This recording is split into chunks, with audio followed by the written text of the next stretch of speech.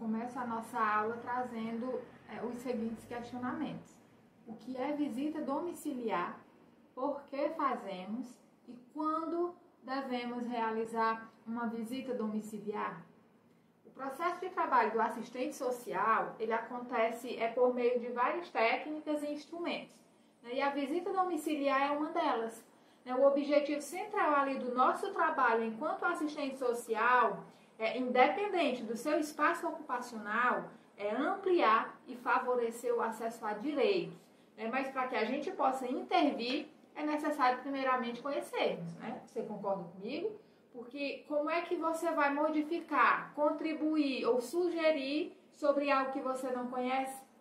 Por isso que nós devemos conhecer as condições socioeconômicas da família, seus vínculos familiares e comunitários, suas crenças, suas dificuldades, suas potencialidades. Então é por esse motivo que nós realizamos a visita domiciliar, que é o ato de se deslocar até o ambiente de moradia ali do usuário, para nos aproximarmos dessas informações. Mas e essa visita? Ela pode ser feita de qualquer forma, a qualquer momento? Opa, eu vou aqui aproveitar que o carro chegou, e vou fazer essas visitas aqui, ou porque simplesmente lhe mandaram, a coordenadora disse para eu fazer essas visitas aqui, para aproveitar o carro, porque eu quero aproveitar aqui essa viagem, então vou passar ali na casa da dona fulana, sem avisar nada. Não, você só vai visitar a família quando realmente for necessário. Situações em que você, para conhecer a dinâmica familiar, as relações intrafamiliares, ouvir e conhecer os demais membros ali do grupo familiar, porque quando for uma situação em que você pode estar trabalhando ou resolvendo com a família na instituição, ou quando for uma informação pendente, que tem como você ter acesso fazendo uma ligação ou acessando um sistema, não tem necessidade nenhuma de você ir até a residência da família ocupar o tempo dela, Principalmente chegar lá de surpresa, sem ao menos avisar que está indo. Ah, Juliana, mas é porque é para aproveitar o carro, porque é tão difícil, ter um carro disponível. Eu sei, eu entendo você, eu sei o quanto é difícil. Então, o que a gente precisa fazer é planejar e organizar a visita antes, já deixar ali no ponto para na hora que o carro chegar, você ir, para não chegar na casa da pessoa de surpresa sem avisar, e sair catando papel, caneta perdida dentro da bolsa, misturado com batom e espelho, enfim, é isso. Então, o carro chegou, você liga para a família, não é avisando, tá certo? É compactuando com ela, é perguntando, dona fulana, o nosso carro só está disponível nesse horário, Eu sei que já está muito em cima da hora, mas eu posso estar indo aí na sua casa? Uma outra situação, se a instituição que você está não tem um fluxo definido para a questão da disponibilização do carro, e consequentemente para o horário das visitas dos profissionais, ou se não há um planejamento semanal, é bom vocês já começarem a se organizar em relação a essa questão, Porque chegar na casa do usuário, assim, do nada, não é legal, não. Você gosta de receber visitas inesperadas na sua casa, justamente naquele horário que você menos espera, Tá lá a pessoa chamando na sua porta. Mas, Juliana, eu não tenho contato da família, só tenho o endereço, nunca nem vi essa família, Eu não tenho o telefone dela, já entrei em contato com a rede, com o conselho tutelar, com o agente de saúde, Digamos que a família nem tem telefone, Numa situação dessa, aí sim, você vai até a casa da família, se apresenta e compactua com ela ali a disponibilidade, o melhor dia e o horário para ela estar lhe atendendo. E a partir dali você vai sempre deixando agendado as próximas visitas. Então, o primeiro ponto a ser esclarecido sobre a questão da visita são esses. Você não vai fazer uma visita sem um planejamento, só porque lhe mandaram. Você não está vendo necessidade nenhuma ali de fazer a visita, mas só porque lhe mandaram, ou só porque chegou ali o carro, no momento que você vai sair fazendo a visita. Não, você vai na residência da família quando tiver a necessidade, né, de você ir lá fazer a visita com um objetivo, com um planejamento, né? Essa visita, ela precisa ter uma finalidade. Para Amaro, a visita domiciliar, ela é uma técnica social de natureza qualitativa, ou seja, ela deve ter uma profundidade, né? Não é só colher ali um monte de pergunta, igual o censo do IBGE, né, que é só pergunta solta. Você deve buscar se aprofundar nos significados que as respostas vão ter. Não é só perguntar quantas pessoas vivem na residência. É entender como a formação dessa família se deu, como se dá os vínculos familiares e comunitários desse sujeito. Então, a natureza qualitativa faz com que você não se contente só com a resposta, mas sim analise a fundo as respostas que esse sujeito está trazendo para você entender dentro da totalidade a dinâmica da vida daquela família ou daquele sujeito, né?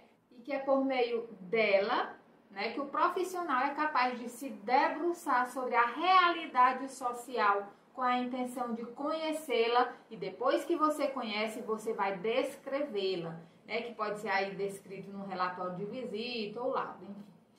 E não só isso, né? Você vai ter que compreendê-la e explicá-la. Ou seja, muitas pessoas envolvidas podem ter uma visão diferente do que realmente está acontecendo. Por exemplo, a escola afirma que a família está privando os filhos de irem à escola, né? E quando você chega lá na residência, para além disso, você se depara com uma mãe doente, na fila do SUS, esperando por uma cirurgia, com muitos filhos para sustentar. Porém, ela está desempregada, o marido saiu de casa e o mais velho precisou ir trabalhar, vendendo bala no sinal para trazer comida para os irmãos, né? E por ele não estar indo para a escola, o Bolsa Família foi bloqueado, o que prejudicou ainda mais a renda familiar, né? E os outros filhos precisaram sair também da escola para ir vender bala no sinal. Mas a mãe quer que os filhos estudem, né? Os filhos não estão indo para a escola, não é porque a mãe é negligente. Os filhos estão em situação de trabalho infantil, não é porque a mãe está os explorando, né? É porque o Estado não está oferecendo os mínimos sociais necessários, né, que se resolva a situação daquela família. Então, com esse exemplo, você compreendeu, né, que através da família, da visita, né, você é capaz de conhecer as condições socioeconômicas, os vínculos familiares e os vínculos comunitários. Você é capaz de compreendê-la e descrevê-la pela ótica social. E é esse o nosso grande diferencial nas equipes intersetoriais. Nós estamos lá justamente para isso, para compreender os fatos pela ótica social. Nós não fazemos visita para julgar ninguém, nem para ver o que a família tem ou deixa de ter, nem para fazer juízo de valor moral e ético com ninguém. Nós estamos inseridos nas políticas sociais, nós realizamos visitas domiciliares para conhecermos as relações pela ótica social. E a partir das situações identificadas, favorecemos o acesso a direitos. Enquanto adjetivam a mãe de negligente, você é assistente social munido de todo o seu conhecimento teórico, técnico e ético, identificou para além do que a escola estava vendo. E a partir daí foi capaz de apontar soluções junto à família. É lógico, que tem sim as situações de negligência, situações em que as competências familiares são violadas. Mas esse aqui não foi o nosso caso, do nosso exemplo. Amaro ainda nos diz que o diferencial da visita domiciliar em relação às outras técnicas é que ela tem por locus o meio social, especialmente o lugar social mais privativo, que diz respeito ao território social do sujeito. Eu deixo aqui a palavra privativo, para lembrar você de que a visita domiciliar, ela, por mais que a gente se utilize de técnicas para sua realização, por mais que a gente faça com que a família sinta-se à vontade, com a nossa presença, ela ainda assim acaba sendo invasiva, Porque, como está destacado aqui, é o lugar mais privado da família, Então, não vai chegar na residência entrando nos quartos, abrindo geladeira, olhando quantas televisões tem na casa, pedindo para a família construir um muro, um banheiro, Porque não estamos lá para isso. Nós não temos o poder de mando, muito menos investigativo. Magalhães deixa bem claro que o objetivo da visita é clarificar situações, considerar o caso na particularidade de seu contexto sociocultural e de relações sociais. Jamais, escute bem, jamais pode ser uma visita invasiva, né, mesmo se tratando de uma visita de inspeção. E essa visita de inspeção são visitas institucionais, né, para identificar se a instituição ela está ou não garantindo aquele direito a qual ela é responsável por garantir. Não é fazer inspeção na casa e na vida do usuário não, tá certo? Não confunda. Feito essas considerações, né, sobre o que é a visita domiciliar, por que fazemos e quando devemos realizá-la, eu trago aqui e é provável que essa seja a principal reflexão aqui da nossa aula, que é o que é, né, que você vai observar ali durante uma visita domiciliar ou até mesmo durante um estudo social. São 3 pontos: as condições socioeconômicas, os vínculos familiares e os vínculos comunitários. Quando se fala em condições socioeconômicas, quantas pessoas vivem na residência, quantas trabalham, qual a profissão delas, e para além disso, qual é a ocupação, porque profissão é uma coisa e ocupação é outra. A profissão é o que a pessoa se especializou, ou tem maior afinidade, ou se vê naquilo que faz, se identifica como tal. Já a ocupação é o que ela faz para ganhar dinheiro, quando não consegue exercer a sua profissão. Por exemplo, você pergunta: Dona Raimunda, você tem alguma profissão? Você estudou? Você fez algum curso? Você já trabalhou com alguma coisa que você gosta? E ela diz: eu sou manicure, eu tenho um curso de manicure desde quando eu trabalhava no salão de uma vizinha. E hoje você trabalha com o quê? Aí ela diz: hoje eu trabalho na padaria de tal pessoa fazendo pães. Entendeu? Que profissão é uma coisa e ocupação é outra, bem diferente. Aí na hora de trazer um curso, por exemplo, qual seria o curso mais interessante para essa pessoa? Você acha que seria um curso de pães e salgados ou um curso na área dela, que é a área da beleza, da manicure, corte de cabelo? Entendeu como é importante você conhecer as aptidões da pessoa? Então você vai perguntar sobre a profissão, a ocupação ali dos membros familiares. Ainda nas condições socioeconômicas, você vai buscar saber se alguém recebe algum benefício ou se alguém tem perfil para receber.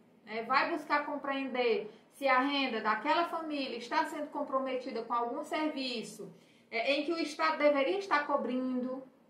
Você vai analisar todas essas questões socioeconômicas.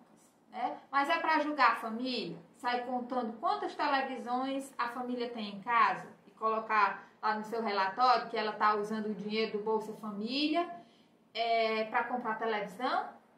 Não, porque você não está lá para prestar conta, e nem dar aula sobre educação financeira, tá certo? Você vai analisar todas essas questões socioeconômicas, exclusivamente para ampliar e garantir o acesso a direitos. O outro ponto que você vai analisar durante a visita são os vínculos familiares.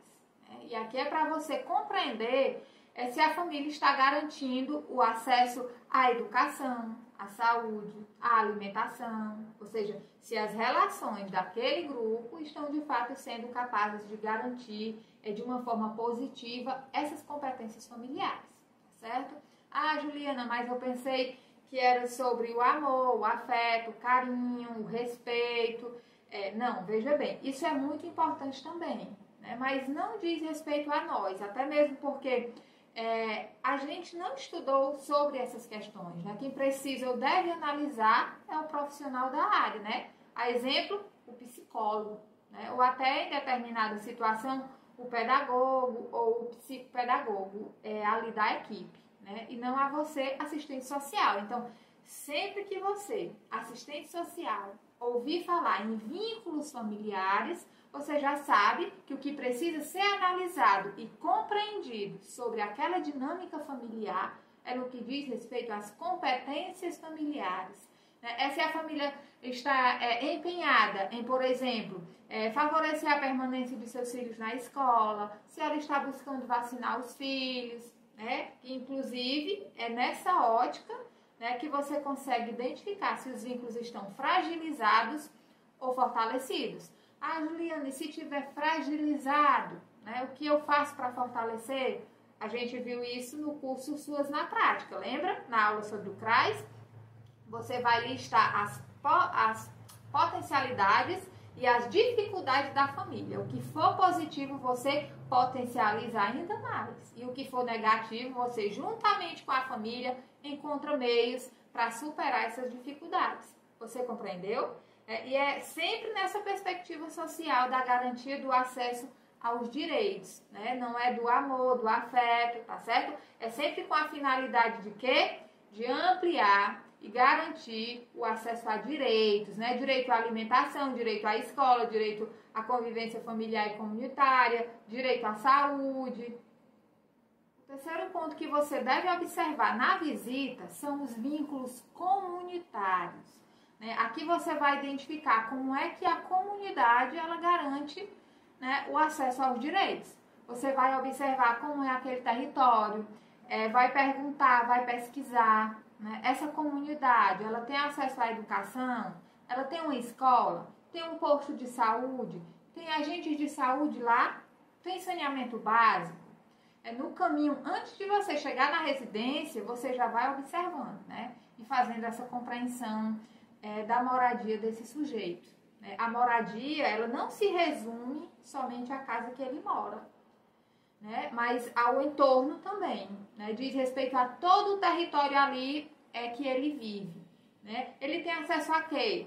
Isso é moradia, Enquanto que a habitação do sujeito diz respeito apenas à casa dele, se é de tijolo, se é de alvenaria, se possui banheiro, quantos quartos tem na casa, Porque tudo isso precisa ser observado também, Por outro lado, o conceito de moradia é mais amplo, A moradia, ela vem nos mostrar para além disso, ela se refere tanto à casa como também ao seu entorno. Tem abastecimento de água, tem saneamento básico, tem energia elétrica, tem um polo esportivo, um posto de saúde.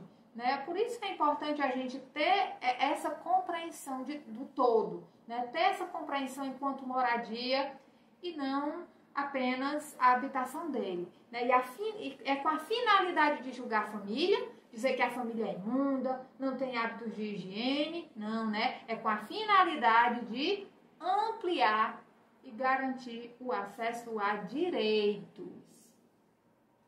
Então, vamos recapitular. Durante a visita domiciliar, você vai analisar e compreender 3 pontos. As condições socioeconômicas, os vínculos familiares e os vínculos comunitários. Repita comigo, vamos lá. Condições socioeconômicas, vínculos familiares e vínculos comunitários. Para que mesmo? Ampliar e garantir o acesso a direitos. E quais são os conhecimentos teóricos que você precisa ter para te aproximar realmente do que é necessário ali para o teu estudo, ou para a compreensão daquela realidade? Primeiro de tudo, conhecimento teórico quanto às suas competências e atribuições privativas. Porque as competências profissionais, ela é o que você pode fazer, mas que também podem ser feitas por qualquer outro profissional. E as atribuições é o que somente você, enquanto assistente social, poderá fazer. Justamente por exigir um conhecimento ético e técnico específico ali da categoria adquiridos na graduação.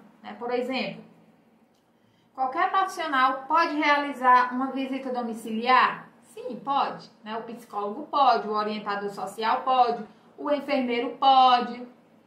Agora, a finalidade dessa visita é o que vai determinar se é uma atribuição sua ou não. Por exemplo, Uma visita solicitando a realização de um estudo social ou perícia social sobre matéria do serviço social, né? Isso diz respeito apenas ao assistente social, né? É uma atribuição privativa da nossa categoria, está expresso na lei de regulamentação da nossa profissão, né? E é importante você ter essa compreensão, né, das competências e atribuições, né, para você não acabar adentrando nas especificidades ou tarefas que não lhe competem, porque cabe a você somente o que for matéria do serviço social, né? Você não faz análise de comportamento, você não faz investigação policial, você faz a análise da situação socioeconômica, vínculos familiares e comunitários na perspectiva da ampliação e acesso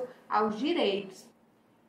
E você vai precisar também ter conhecimento, né, sobre as legislações das principais categorias que irão fundamentar o seu estudo.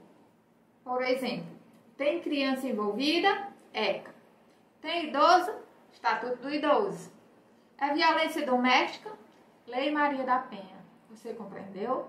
E para além de cada categoria específica, você precisa ter conhecimento da política, né? Tanto da política que você está inserido, como também a política que requisitou a visita, né? Por exemplo, você está na assistência social, então você precisa conhecer a política de assistência social, né? O conceito de família, pobreza, vínculo, vulnerabilidade para essa política específica.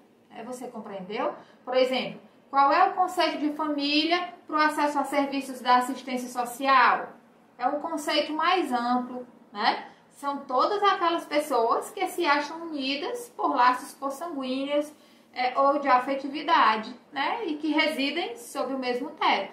E para acesso ao BPC, nós teremos o mesmo conceito de família? Não, né? Por isso é importante você conhecer a política que você está inserido, né? E aquele requisito ali, a visita. Então, como vimos até aqui, o primeiro passo é identificar a finalidade da visita, né? Essa finalidade, ela está dentro da sua competência enquanto profissional? Ah, Juliana, como é que eu vou saber se o que estão me pedindo para fazer na visita ou o que eu estou fazendo, né, vai contra a ética profissional? É o que eu sempre falo. Tome como base os 11 princípios do nosso Código de Ética Profissional. Não tem erro. Inclusive, já fica aqui a nossa tarefa de casa, tá certo? Quando terminar a aula, vá ler o nosso Código de Ética Profissional, né? Em especial, os 11 princípios. Aliás, imprima eles, né, e cole no seu diário de campo, se você é profissional, né? Se você é estudante, cole no seu caderno, né? E não é só para deixar lá colado, não, né? É para ler, né? Sempre que necessário, né? Dê ênfase também nas relações profissionais com os usuários, com outros profissionais e com as instituições empregadoras, né? Lá no nosso Código de Ética, né? Porque eu não preciso estar lendo tudo isso para você aqui na aula, né? Então eu peço que você leia aí na sua casa, né? Porque, gente, não tem para onde correr não, né? É estudar e estudar, né? Essa aula, ela não acaba aqui, ela é apenas um norte para você, porque a verdade é que você precisa saber sobre muitas coisas, né? Legislação social, políticas sociais, por aí vai, né? A aprendizagem é um processo contínuo, né? E eu trouxe aqui alguns tópicos com o que você deve ou não fazer durante uma visita. Você está ouvindo ou escutando? Porque ouvir é diferente de escutar. Ouvir é quando você está apenas usando ali o sentido da audição, né? Agora, escutar requer mais do que apenas ouvir. É prestar atenção no assunto, né? É entender, é perceber o que está sendo dito. Você memoriza, você sugere, você reflete junto com o usuário ali sobre o assunto. Você está vendo ou observando? Porque duas pessoas, elas podem ver a mesma coisa, mas ambas podem estar observando, né, algo completamente diferente. Ver é um processo físico, né? Quando você está simplesmente usando ali o sentido da visão. Agora, observar é ver além, né? É enxergar algo com profundidade. A criança, o idoso, a pessoa com deficiência, eles estão sendo sujeitos de fala? A partir de que prisma você está avaliando a fala do sujeito? Será que é pelo prisma do senso comum, pelo prisma das conversas na calçada, fontes da minha cabeça, né? Ou é pelo prisma do serviço social, das políticas sociais, das legislações? Você tem certeza que não está fazendo juízo de valor, nem agindo com base no que você acredita ou no que o senso comum diz? Você tem base ética, técnica e legal sobre o que você está afirmando ou propondo? Você não tem um mandado para entrar na moradia das pessoas sem a permissão delas, né? Então avise que você vai visitá-las, né? E só entre quando lhe convidarem. E jamais submeta o entrevistado a situações constrangedoras ou vexatórias de comprovação de situações ou de necessidades. Não vá abrir a geladeira, o guarda-roupa, né? E se ela estiver mentindo, né? Não é você que vai estar afirmando, né? É ela, tá certo? E por isso que as falas do sujeito, né, devem ficar bem claras no seu relatório, né? Para não dar a entender que é você que está afirmando, e sim o entrevistado, né? Use sempre fulano afirmou, fulano destacou, tá certo? E como vimos até aqui, antes de realizarmos a visita domiciliar, é necessário, antes de tudo, organizá-la, não é verdade? O processo de trabalho que envolve uma visita domiciliar acontece antes mesmo de você chegar na casa da família, né? Você precisa primeiro organizar essa visita. Miriam Veras destaca em seu livro Planejamento Social que o processo de planejamento, seja ele qual for, né, envolve várias etapas, né? E nós podemos pensar o planejamento da nossa visita a partir de alguma dessas etapas, né, como a planificação, a implementação e a implantação. Na primeira fase, que é a planificação, é quando você se depara com a demanda, né, ou com a solicitação. Então, você vai sentar e vai ler sobre a situação em questão, né, vai conhecer a demanda e vai identificar todos os elementos que você precisa ter conhecimento para embasar a sua atuação diante daquelas situações. Vai fazer uma lista de tudo que você precisa ter entendimento e que poderá ser útil relacionado ali à situação em questão. Por exemplo, definição de família, definição de deficiência, né? Será que pessoa com deficiência ou pessoa idosa é sinônimo de dependência? Será que a incapacidade tem a ver somente com questões físicas, né? Ou tem a ver com as barreiras ambientais, sociais ou culturais que as impedem de ter uma vida ativamente social ou saudável? O que é que a lei diz sobre adoção? E sobre tutela? Né? E sobre medida socioeducativa? E internação compulsória? E sobre o BPC? Então, em toda situação que você precisar de uma fundamentação, você vai anotando os tópicos, né? Para você ir buscar esse conhecimento, né? Porque você vai precisar ir muito, tá certo? Então, depois que você leu sobre a situação e retirou os pontos para se fundamentar, né, você vai ver quando será o dia da visita, né? Se você vai precisar de um caderno, fichas, instrumentais, vai precisar de carro, né? Vai precisar buscar alguma informação antes em alguma instituição que possa contribuir com a família ou com o seu conhecimento a respeito da política. Você vai analisar todas essas questões. A segunda fase é a implementação. Aqui você vai mobilizar todos os recursos necessários. Vai buscar tudo o que você listou. Vai pesquisar, vai estudar o que a legislação diz, vai ligar ou visitar instituições, vai organizar os materiais, vai garantir o carro, vai marcar a visita, né? Vai fazer o roteiro da sua visita, né? Que inclusive a gente vai estar aprendendo a fazer esse roteiro, tá certo? Juliana, e se de acordo com esse meu planejamento não der tempo, né? E se eu me planejar e for uma demanda com prazo, né? Por exemplo, uma demanda do judiciário que determina um prazo, né? Aí você responde solicitando mais um prazo, ok? Porque nesse caso, a resposta não necessariamente precisa ser o seu laudo. A resposta pode ser a solicitação de um prazo maior. O que não pode acontecer é você responder fora do prazo, né? Ou fazer uma visita sem uma organização, estudo e planejamento prévio, tá certo? Então, basta você responder solicitando mais um prazo que tá tudo certo. E a terceira etapa é a implantação, né? Ou seja, aqui você vai realizar a sua visita. Para a realização da visita domiciliar, você vai se utilizar de ferramentas e instrumentos. E quais são essas ferramentas e essas técnicas utilizadas aí para fazer uma visita?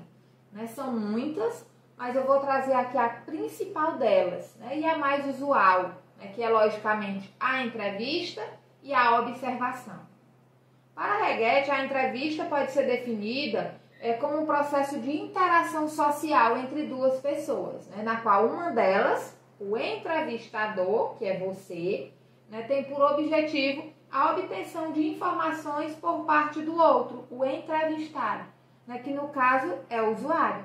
Ou seja, é uma interação entre você e ele, não é só jogar as perguntas e esperar as respostas, sem nem olhar direito na cara da pessoa, sem contextualizar, trazer argumentos e reflexões sobre o que está sendo dito ali.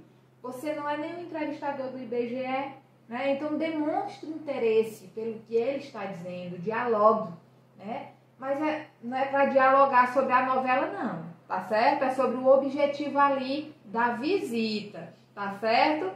E existem ainda 3 formatos de entrevistas, que é a entrevista dirigida, a semi-dirigida e a livre. A dirigida é quando você segue um roteiro fechado de perguntas, Ou seja, você pergunta somente o que tem ali. A semi-dirigida tem perguntas fechadas, mas também aberta, permitindo que no decorrer da conversa surjam novas perguntas. E a livre, tem só o tema, não tem roteiro. Você pega o assunto da visita, o objetivo e vai conversando livremente. E entre esses 3 formatos, a mais utilizada e indicada é essa entrevista semi-estruturada, porque a entrevista dirigida engessa, a pessoa fica presa somente àquelas informações e pode acabar deixando de lado informações importantes. E a livre pode fazer você se perder, fugir do foco ou não obter ali as principais informações que respondam ao principal objetivo da visita. E a semi-estruturada, ela acaba sendo um pouco da junção das duas, Existe o roteiro de perguntas, mas ao mesmo tempo lhe dá a liberdade para dialogar de acordo com as situações que vão sendo expostas e identificadas. E esse tipo de entrevista é a mais indicada, tá certo? Inclusive, vai existir situações que irão exigir de você uma entrevista dirigida, como por exemplo, o preenchimento de um cadastro, E nessas situações não devemos ficar presos e engessados apenas a isso, pois nós estamos ali para favorecer o acesso a direitos, e não apenas coletar dados.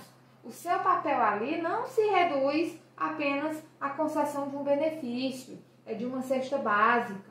Você precisa compreender as questões que estão levando essa família à insegurança alimentar. Você pode acabar identificando, inclusive, outras demandas. E quais são as finalidades da visita? Por que é que você visita? Você vai visitar uma família somente quando alguém fizer uma solicitação? Não, Você faz uma visita domiciliar para garantir informações, para mobilizar, para realizar atendimentos, avaliação, E é lógico também, quando lhe solicitarem. A outra ferramenta utilizada na realização da visita é a observação participante. E existe todo um debate, né, se existe essa observação simples ou participante. Né? Mas se a gente parte do princípio de que só pelo fato de você estar ali, né, mesmo que você esteja lá calado, sem falar nada, né, mas só pelo fato de você estar ali já interfere na comunicação daquele sujeito. Né? A pessoa vai mudar o seu jeito de falar, os seus hábitos, né? Então existe essa discussão, né, que toda observação é participante, tá certo? Sobre a observação participante, né, é muito mais do que ver ou olhar. Observar é estar atento, é direcionar o olhar, é saber para onde se olha. Ou seja, se você não sabe o que você vai observar durante a visita, né, tudo que você observar, você vai anotar. Né? Se você não sabe o que precisa coletar, então você vai se direcionar em quê?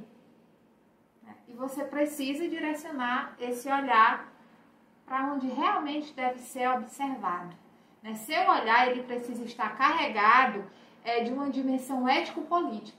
Por exemplo, em uma situação socioeconômica, você não vai direcionar o seu olhar para o que tem na geladeira, nem a marca da TV, né? E outro, o que a gente observa é mediado pelo comportamento do usuário devido à nossa presença. Né? Então, possivelmente, ele pode não estar à vontade. Né? Por exemplo, se você for olhar os vínculos afetivos por violação de direitos, em uma situação de violência doméstica, né, você tem que ter essa observação sensível para perceber determinadas nuances, né? Porque o fato de você estar ali participando daquele momento, você já vai estar interferindo, né, no comportamento das pessoas, né? Por isso a gente precisa entender o limite da nossa observação, né? Quando a gente está lá presente. E aí outras competências que você precisa ter. Né, você precisa ser curioso, né, mas obviamente dentro do limite ético-político, não é ser fofoqueiro, né, nem orientar a família sobre coisas que não são da sua competência. Né, diálogo, você tem que dialogar, né, fazer com que a entrevista flua, não é só ficar no sim ou não e deixar a pessoa falando só, né, enquanto você fica ali de cabeça baixa. Só anotando, né? Lembre-se, não é uma imposição, é um diálogo, né? Acolhimento, né? Fazer a família se sentir à vontade, né? Se sentir parte daquilo, né? Entender o que você está fazendo ali, né? Concordar com tudo aquilo, né? Chegar na casa sem avisar é uma imposição, inclusive, né? Então, deixe a família ter essa compreensão de todas as etapas da visita, né? Diga para ela que você vai precisar fazer algumas anotações, né? Explique para ela o que são, né? E para que você vai usar aquelas informações. Então, tudo isso vai, inclusive, ajudar no processo, né? Porque a família vai estar mais segura. E os materiais para sistematização da visita, né? Que são os materiais que você vai precisar, né? Como prontuários, né? Porque em algumas visitas vão ser vinculadas a determinados benefícios, né? Como os socioassistenciais, ou educacionais, ou habitacionais, né? Ou vinculados a políticas sociais, que já tem ali um formulário padrão, né? Para você preencher. Então, prontuários, ficha social, diário de campo, né? Que é fundamental para você anotar aquilo que está fora do formulário ou fora do seu roteiro, né, mas que você achou importante registrar. Termo de consentimento, né, inclusive eu vou deixar aqui embaixo um modelo que é a autorização para usar as informações dos usuários. Né? Então, você elaborar ali um termo de consentimento, né, que ele assine, atestando que ele reconhece, né, que ele deu informações que vai ter uso restrito para determinada demanda, é muito importante também. Né? E eu vou estar falando melhor sobre esse termo já, tá? E aqui nessa parte de recursos, não entra só os físicos não, tá certo? Entra também os conhecimentos, né? Que são recursos essenciais, né, que você vai precisar, é lógico, né, para usar os instrumentos. E até aqui a gente viu o que é visita domiciliar, as etapas para realizar uma visita domiciliar, quais as ferramentas e os instrumentos, né, que você vai utilizar. Você aprendeu que visita domiciliar e ética devem andar juntas, né? Aprendeu o que deve e o que não deve fazer durante uma visita domiciliar, né? Mas agora nós vamos conhecer um roteiro básico de visita, né? Para você utilizar aí em qualquer visita, né? Independente do seu espaço socioocupacional, tá certo? Existem muitos roteiros apontados por diversos profissionais, né? Mas esse que eu trouxe é o que eu mais gosto, né? Inclusive, essa aula ela foi bastante fundamentada no livro da Amaro. Então, já fica aqui, né, mais uma tarefa de casa para você fazer essa leitura, tá certo? Então, Amaro nos diz, né, que devemos planejar a visita dias antes, né? Não é "Fala, mulher, cadê a minha prancheta? Corre, menina, que chegou o carro." Ela diz que nós devemos planejar antes, né? E como é esse planejamento?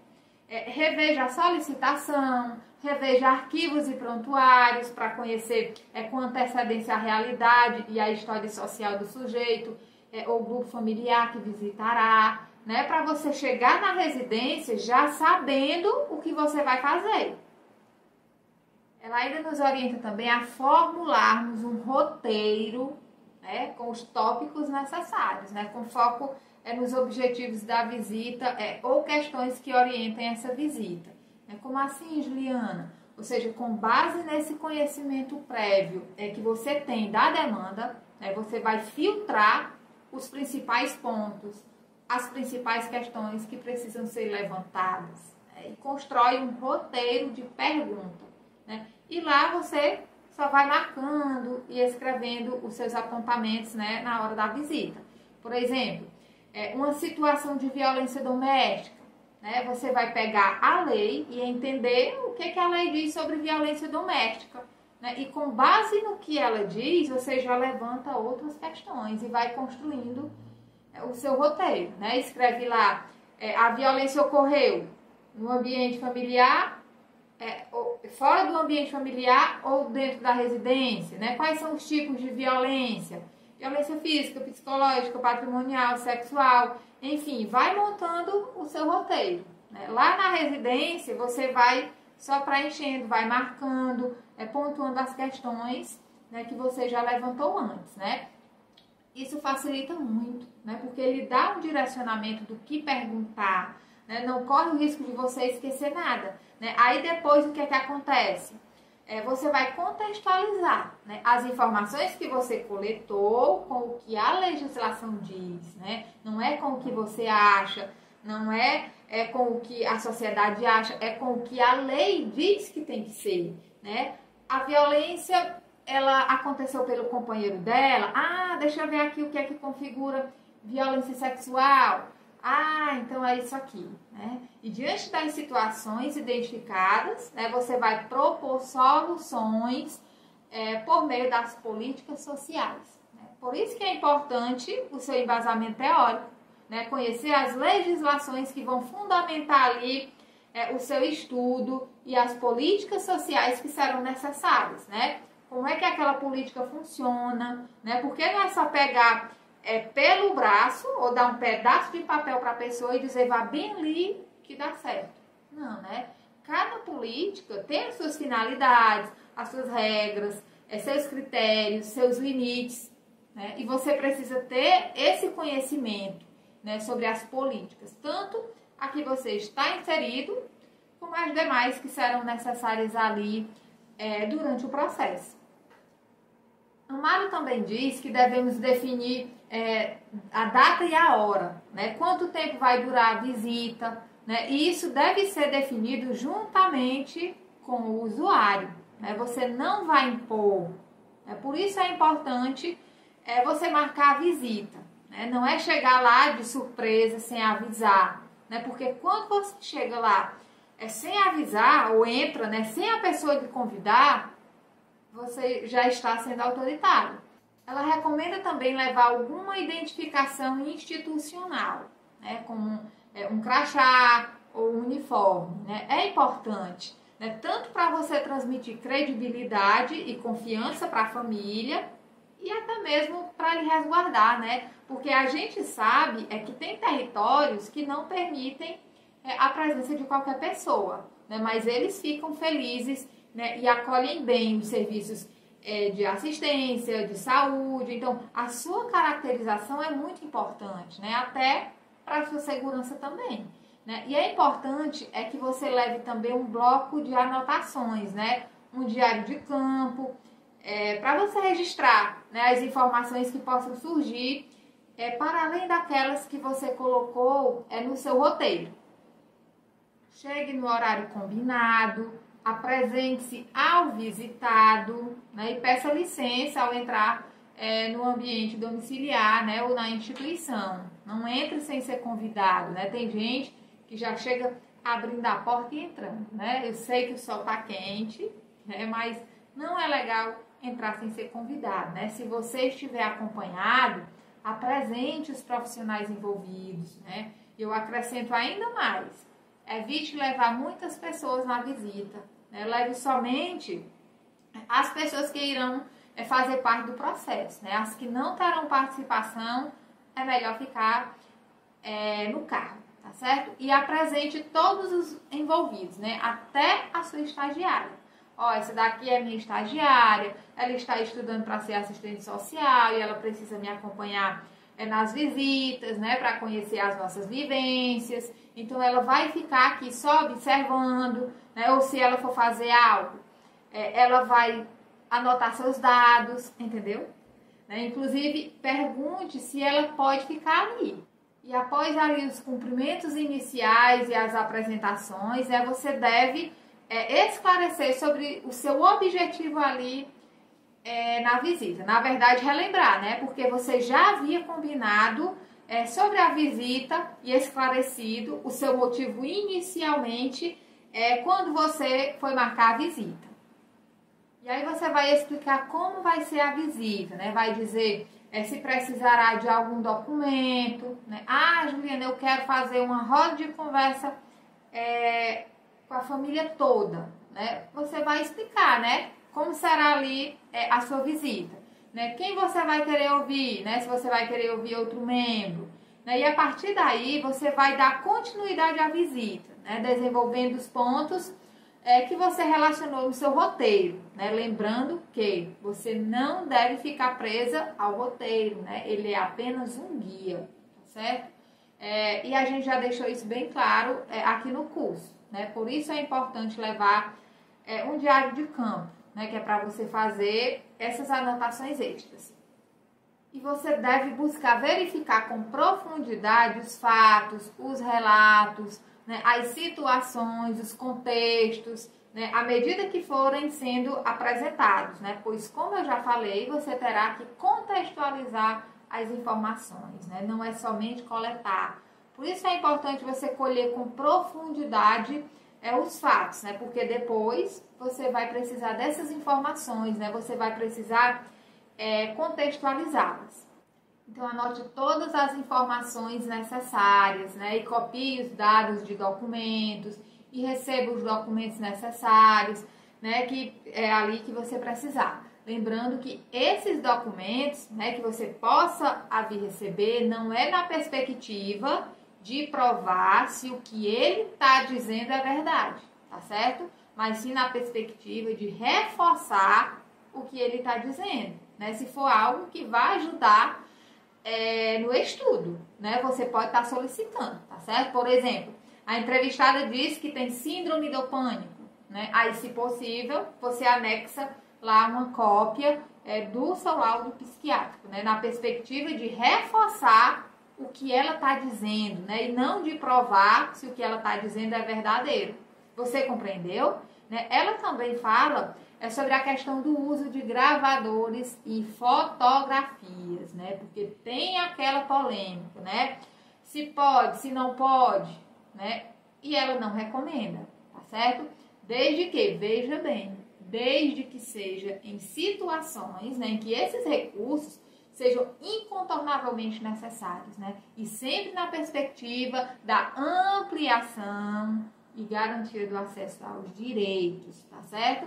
Aí nessas situações você pode, né, nas situações que sirvam para contribuir com os direitos daquela pessoa, daquela família, né? E quando for o caso, né, esclareça para a família, né, que você vai gravar ou fotografar, peça permissão, tá certo? A família, ela precisa estar a par de tudo e autorizar, né? Essa questão do uso de imagem é muito séria, né? Manter do início ao fim da visita um clima agradável e colaborativo. E, por fim, registrar o consentimento e anuência do sujeito, né? Porque, assim, mesmo o assistente social, né, ele tendo fé pública, né, você está dando direito ao usuário, né, dele lhe permitir o uso de fala, né? E pensar por essa perspectiva é muito importante, né? Porque é como se você estivesse usando a palavra dele porque ele autorizou, né? Você está garantindo um lugar de protagonismo desse sujeito. Você compreendeu? E claro, né, que pode ser também por uma perspectiva de defesa, né? Porque por mais que a gente tenha fé pública, pode acontecer de você ter a sua fala contestada, né? Por isso é importante, né, ter isso esquematizado, né, para não lhe comprometer. E até aqui você aprendeu o quão é importante e que durante a visita, né, você vai precisar contar com um roteiro, né? Então, vamos aprender a fazer um roteiro de visita. Vamos lá? Primeiro passo, né? O primeiro passo é a demanda, né? É aqui onde você vai ter o contato com a situação em questão, né? Então, você vai pegar a demanda, né? Vai ler e colocar em tópicos, né? Por exemplo, qual é a demanda? É uma visita para solicitação de um benefício socioassistencial para a família em situação de pobreza. Só aqui você já tem 3 situações para ser analisadas, né? Você vai analisar o que é pobreza, né? Vai analisar o que é pobreza para a política que você está inserido, vai analisar os critérios, né, que qualificam uma família para receber o benefício a ser ofertado, né? Aí você precisa saber qual é a política social vinculada, né? É uma visita para a educação, para habitação, para a saúde? É uma visita para a BPC? Então, identifique e estude o que a política em questão se propõe a resolver frente à demanda. Aí você identificou a demanda, identificou a política, agora identifique o segmento social ou sujeito a ser atendido, né? É uma criança? É um idoso? É uma mulher gestante? É uma pessoa em situação de rua? É um adolescente em cumprimento de medida socioeducativa, né? Você identificou o segmento, agora você vai identificar as legislações que disciplinam aquela demanda, né? É a Lei Maria da Penha? É o Estatuto do Idoso? É o ECA? É o ECA e o SINASE? Então você vai anotando em tópicos, né? Tudo o que você for identificando e tudo que as políticas e as legislações se propõem a oferecer, né? Para na hora da visita você só ir marcando ou preenchendo, né? Pronto, está feito o roteiro da sua visita, né? Juliane, existe um roteiro padrão, né, para ser seguido? Não existe roteiro pronto, né? Pois cada situação é única, né? O roteiro quem vai construir é você, né, com base na situação apresentada. É lógico que você pode sim se basear por outros, né? Aprender com eles, adaptá-los. Mas entenda, cada situação que chegar até você vai pedir o seu próprio roteiro, né? Porém, como as situações elas que vão surgindo, né, são sempre mais ou menos regulares, então com o passar do tempo, você vai tendo tudo sistematizado, né? Inclusive, você vai acabar consultando as legislações com menos recorrência, né? Porque você já vai tendo aí um conhecimento acumulado. Então, feitas essas considerações sobre a visita, eu aguardo você na nossa aula prática.